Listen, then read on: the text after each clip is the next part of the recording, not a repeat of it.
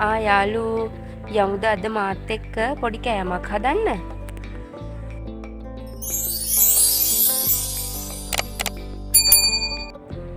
ඉතින් ඔයාලා හැමෝම මගේ channel එකට මම ආදරයෙන් පිළිගන්නවා. අද තමයි මම first time ගෙදර ඉඳලා පීසා හදන්නේ. ඉතින් මං හිතුවා ඒක vlog එකක් විදියට ඔයාලට අරගෙන එන්න ඕනේ කියලා. ඉතින් මම මුලින්ම සීනි හැඳි භාගෙකුයි ඊස්ට් හැන්දකුයි මද රස්නේ උණු වතුරෙන් දිය කරගෙන විනාඩි 20ක් විතර පැත්තකින් තියලා තිබ්බා. ඉතින් ඔය තියෙන්නේ විනාඩි 20කට පස්සේ ගත්ත ඊස්ට් එක. මම පිටි ග්‍රෑම් 250ක් විතර ගත්තා. ඒකට ලුණු ටිකකුයි කිරිපිටි හැන්දකුයි දාලා හොඳින් කවලම් කරගත්තා. කිරිපිටි අනිවාර්ය නෑ. ඔයාලා කැමති නම් එකතු කරගන්න. ඊට පස්සේ මේක හැන්දකින් හොඳට කවලම් කරගෙන අපි හදාගත්ත ඊස්ට් එක ටික ටික දාලා මේක හොඳට ඩෝ එකක් විදියට හදාගන්න තමයි තියෙන්නේ. ළමයි මම කෑම හදන්න එක්ස්පර්ට් කෙනෙක් නම් නෙමෙයි. හැබැයි මං එක එක කෑම ಜಾති මේ වගේ try කරලා බලන්න හරි ආසයි. ඉතින් මමත් මේක පළවෙනි පාරට හදන නිසා පොඩි පොඩි අඩුපාඩු ඇති. ඉතින් මේ මම හදන විදිහ ඉතින් ඔයාලට මගේ වීඩියෝ එක ගැන හිතන දේවල් පහලින් කමෙන්ට් එකක් දාන්න යන්නකෝ. ඉතින් යාළු වීඩියෝ එක බලන ගමන් මම මේ කියන දේත් පොඩ්ඩක් අහන්නකෝ. එක එක්කෙනා කියන කතාවලට පුංචි දෙයටත් හිත රිද්ද ගන්න කෙනෙක්ද ඔයා? එහෙනම් ඒ අය මේ කතාව විශේෂයෙන් අහගන්න. කවුරු හරි කෙනෙක් නිසා ඔයාගේ හිත රිදෙනවා නම් ඔයා එතනින් අයින් වෙන්න. ඒ අය කියන කරන දේවල් ගැන වැඩි හිතන්න යන්න එපා. ඔයා කරන දේ හරිනම් ඒකෙන් අනිත් අයට හානියක් නැත්තම් හොඳට හිතලා බලලා දේවල් කරන්න. ගොඩක් අය කැමති කෙනෙක්ව කායිකව බැරි නම් මානසිකව හරි වටන්න. ඉතින් අපි ඒ ගැන දැනගෙන ජීවත් වෙන්න ඕනේ. අපි කොතනක ගියත් කොච්චර කට්ටිය වැසුරු කරත් අපි මුල් තැන දෙන්න ඕනේ අපිට. අපේ සතුට වෙනුවෙන්. කෙනෙක් කියන කරන දේවල් වලට ඔයාලා වැටෙන්න එපා. ඒ අය කරන දේවල් වලට ඔයාලගේ හිත රිදෙනවා නම් ඒ අවස්ථාව මග ඇරලා ඉන්න. ඒ දේවල් ආය මතක් වෙනවා නම් ඔයාලා බිසී වෙන්න. මොනවා හරි දෙයකට හිත යොමු කරන්න, සින්දුවක් අහන්න, චිත්‍රයක් අඳින්න, ඒ වගේ මොනවා හරි දෙයක් කරන්න. මගේ අත්දැකීම් එක්ක තමයි මම මේ දේවල් ඔයාලට කිව්වේ. ඉතින් මං හිතනවා මං කියපු දේ කාට හරි කෙනෙක්ට ප්‍රයෝජනයක් වෙයි කියලා. හරි ඉතින් අපි දැන් අපේ කෑම එක ගැන කතා කරමුකෝ.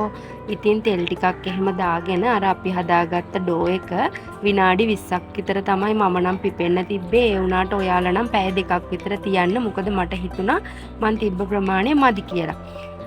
ඉතින් ඊට පස්සේ මම ওই පිටි ටිකක් ඉහාගෙන ওই ලෑල්ල උඩ රොටි එක හදාගත්තා. ඒක ලෑල්ලට ඇලවුණා. ඉතින් ඊට පස්සේ තමයි මම මේ වීදුරු පිඟානක ගත්තේ.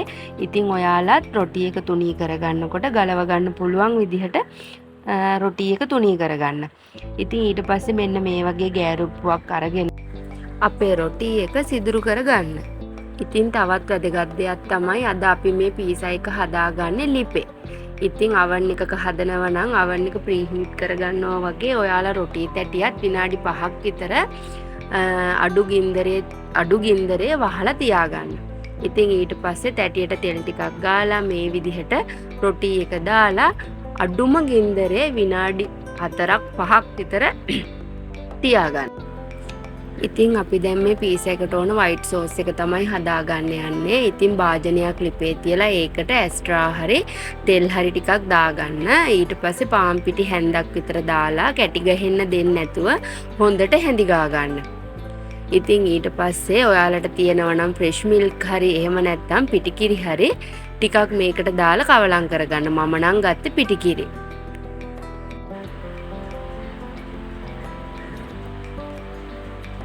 ඉතින් දැන් මේක හදාගන්නකොට ගින්දර ටිකක් වැඩි කරගන්න ඕනේ.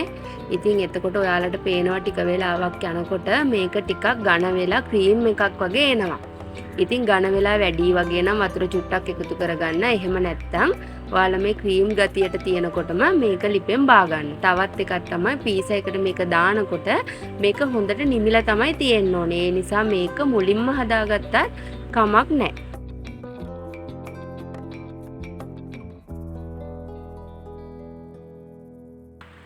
ඉතින් ඊළඟට අපි හදාගන්න යන්නේ අපේ පීසා සෝස් එක. ඉතින් ඒකට තක්කාලි සෝස් හරි වෙන සෝස් වර්ගයක් හරි අපි කැමති දෙයක් පාවිච්චි කරන්න පුළුවන්. මම නම් මෙතනට ගත්තේ තක්කාලි සෝස්. ඉතින් ඒකට කෑලි මිරිස් ටිකකුයි චූටියට කපාගත්ත සුදු ලුණු බික් 2-3කුයි ඊට පස්සේ කුඩු මිරිස් හැන් දෙකුයි මම ලුණු චුට්ටකුත් දාගත්තා. ගොඩක් දාගන්න එපා සෝස් එකෙත් ලුණු තියෙන නිසා. ඊට පස්සේ මේක හොඳට කවලම් කරගන්න. ඉතින් දැන් අපි සෝස් දෙකම හදාගෙන ඉවරයි. ඊට පස්සේ ඉතින් අපි මේක පීසා එකට දාගමු. ඔය අතරෙම මම මේ පීසා එකට උඩින් දාන්න ඕන අඩුම කුඩුම ටිකත් ලෑස්ති කරගත්තා. රවුමට කපාගත්ත ලුණු, සොසේජස් කරල් 2-3ක් විතර බැදලා, තක්කාලි, අවු මිරිස්, කැරට් පොඩ්ඩකුත් ගාලා ගත්තා. ඉතින් ඊට පස්සේ ওই විදිහට මුලින්ම අපේ සෝස් එක උඩින් දාගන්න ඕනේ. ඊට පස්සේ අපේ වයිට් සෝස් එකත් උඩින් ඔහොම දාගෙන ඉතින් අර අපි කපාගත්ත අර අපේ කෑලි බෑලි ටික ලස්සනට ඉතින් උඩින් දාගන්න තමයි තියෙන්නේ.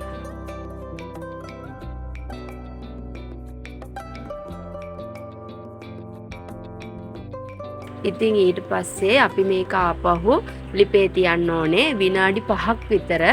විනාඩි 5ක් නැත්නම් 7ක් විතර වගේ අඩුම ගින්දරේ මේක ආපහු රොටි තැටියේ තියලා වහලා තියාගන්න. ඉතින් මම මුලින්ම කිව්වනේ අපි මේකට චීස් දාන්නේ නැහැ කියලා. ඉතින් සාමාන්‍යයෙන් පීසා වලට දාන්නේ මොසරෙල්ලා චීස්. ඉතින් මල් ළඟ ඒවා තිබ්බේ නැහැ. ඉතින් අපි වයිට් සෝස් එක හදාගත්තේ චීස් වෙනුවට තමයි. හැබැයි ඉතින් අපේ ගෙදර ගෙනල්ලා තිබිච්ච හැපි කව් චීස් කෑල්ලක් තිබිච්ච නිසා මම ඒක චූටියට කපලා උඩින් ඉහා ගත්තා. ඔන්න ඉතින් දැන් මගේ පීසා එක ඔන්න දැන් හැදිලා ඉවරයි. ඉතින් මේක දැන් හරිම රස පාටයි වගේම තමයි හරිම සුවඳයි. බලන්නකො තියෙන ලස්සන. කඩෙන් ගෙනාවා වගේම තියෙනවා. ඉතින් ඔයාලත් ගෙදරදී මේ වගේ පීසා එකක් හදලා බලන්නකෝ. ඉතින් යාළුවෝ ඔන්න ඉතින් මම තවත් වීඩියෝ එකක් අරගෙන ඉස්සරහට ඔයාලව බලන්න එන්නම්. ඉතින් එතකම් මගේ වීඩියෝ එකට ලයික් ටිකක් දාලා අද වීඩියෝ එක කොහොමද කියලා කමෙන්ට් එකක් දාගෙනත් යන්න. ඉතින් ඒ වගේම තමයි මගේ channel එක subscribe කරන්න කියලාත් මම ඔයාලගෙන් ආදරයෙන් ඉල්ලනවා. ඉතින් මම තවත් වීඩියෝ එකක් අරන් ඉක්මනින්ම එනකම් ඔයාලා හැමෝම පරිස්සමෙන් ඉන්න. හොඳේ?